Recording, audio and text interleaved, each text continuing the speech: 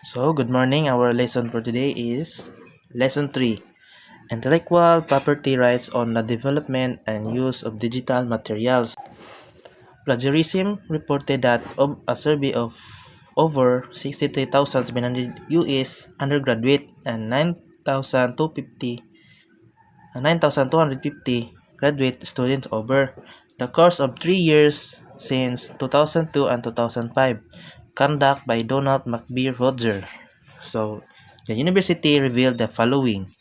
So, number one is 36% of undergraduates and admit to paraphrasing and copying few sentence from internet source without footnoting it. So, ang footnoting is like makuha kag source sa internet pero wa nimo dungagi og idea sa imuha.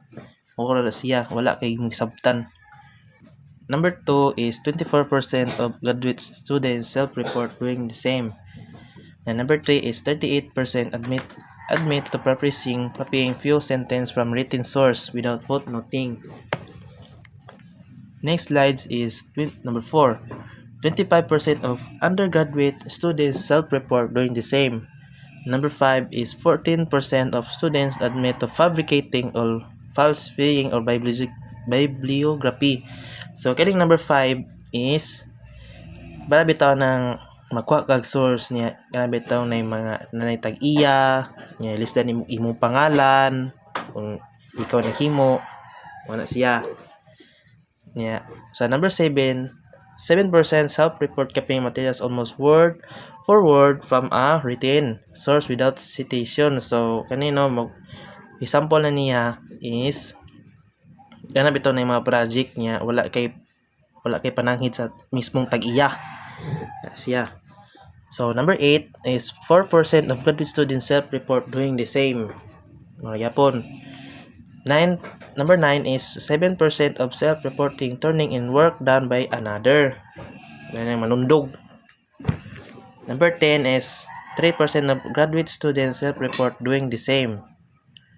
Number 11 is 3% report obtaining paper from term paper mill, and 2% of graduate student report doing so. Yung dagan ray 2% ray mga graduate na naghimo na kanang wa gi plagiarism nang way anong sundog wa lang wa sa internet.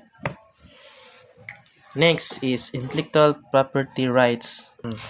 Ang intellectual property protection encourage innovation. So kung ang mga tao kabalo mo o nga protektado sa balaod ang ilang mga ideya, imbisyon o binuhatan nga malikhaon, mas mangganyo sila og buhat sa paghimo og mga bag-ong butang kung na sila protection. Kung wala ni siya protection is mahimo mahadlok sila mabuhat kay nga mubuhat o nga ipaambit ang mga ilang mga ideya nga wala milang pangkawat nga wala ilang mga binuhatan is gipangkawat, hindi na sila ganan maghimo og mga bag-o ikawaton man ilang ma-plagiarism. So ang protectors creators ideas from being copied or stolen mo ni sino ensures inventors receive credit and compensation. So ang mga magbubuhat o umimbintor makadawat pud sa pagkaila ang ilang nangalan malakip na sa binuhatan o financial o gantimpala o royalties kanang tawag nya bayad ba dapat tay bayad ilang mga binuhatan. Kini nga magkamatarong na awag og dugang kalikaan o maghatag og kaayuan sa ilaha. Good day, ma'am. My name is Charlene Tormis. My topic is the continuation of Mr. Pagaran report. The Intellectual Property Rights or the IPR. It means that when a person or company creates something like book, invention, design, software, or brand, they have the exclusive right to use it, sell it, or give permission to others. This stops people from copying, stealing, or claiming ownership of something they didn't create. There are three types of international and local protection. First is the WIPO, World Intellectual Property Organization, to protect intellectual property at the international level. It has 191 member countries, including the Philippines. Second is the IPOPHIL, the Intellectual Property Office of the Philippines. It is the government agency that enforces intellectual property laws within the Philippines.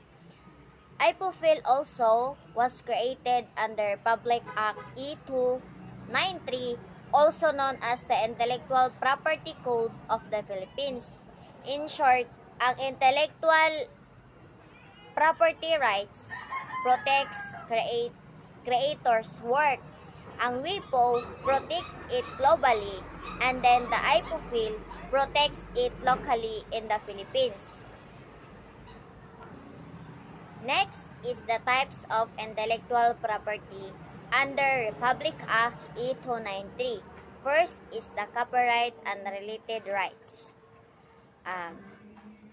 It is the original literary and artistic work such as books, poems, music, paintings, films, computer programs, etc.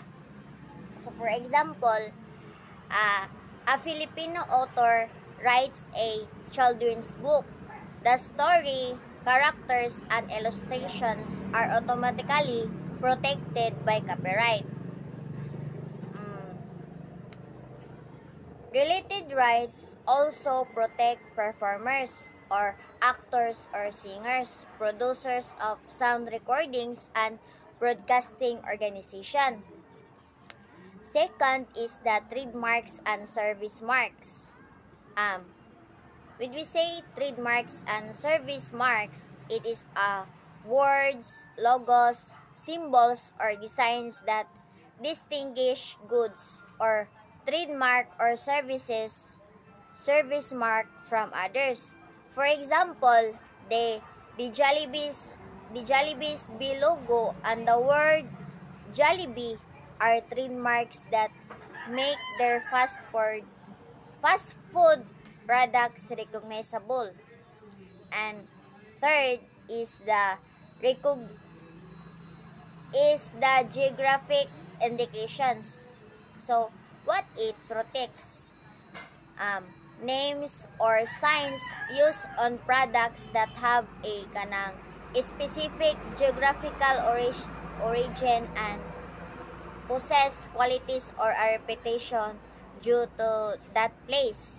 For example, ang Guimaras mangoes are known worldwide for their sweetness.